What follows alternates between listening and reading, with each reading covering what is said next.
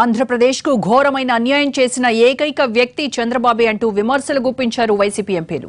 బాబు ఢిల్లీ వస్తే అసలు పట్టించుకునేవారే లేరన్నారు. చంద్రబాబును నమ్మే పరిస్థితి రాజకీయాల్లో లేదన్నారు. కేవలం ఫోటోషూట్ కోసమే చంద్రబాబు ఢిల్లీ వచ్చారని విమర్శించారు. నిజంగా ఆంధ్రప్రదేశ్ ముఖ్యమంత్రి అంటే మాకు కూడా మనందరికీ ముఖ్యమంత్రి గారే కదా. ఆయనకు ఇంత నిరాదరణ వచ్చిందంటే ఢిల్లీలో కారణం ఏంటి, ఎందుకు ఇలా చేసుకున్నారా ఆయన అని అనిపిస్తుంది మాకు.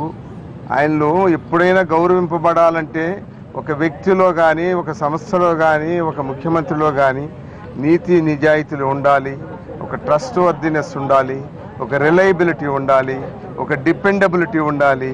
అది ఏమీ లేకుండా చేసుకున్నందువల్ల ఇంత నిరాదరణకి గురైనారు అని బాధగా ఉంది నిజంగా.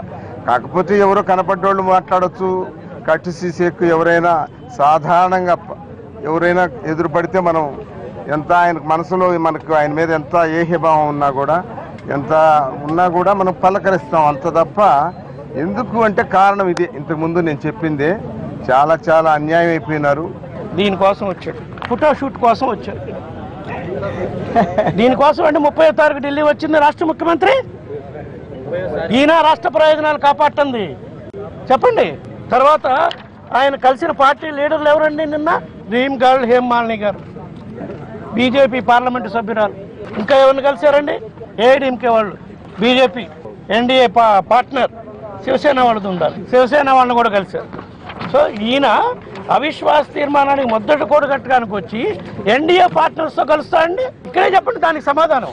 సో 30వ కూడా మీరు పార్లమెంటుకు వచ్చి దీంతో తెలిపోయింది. సో ఇప్పుడు కూడా మీరు డ్రామా.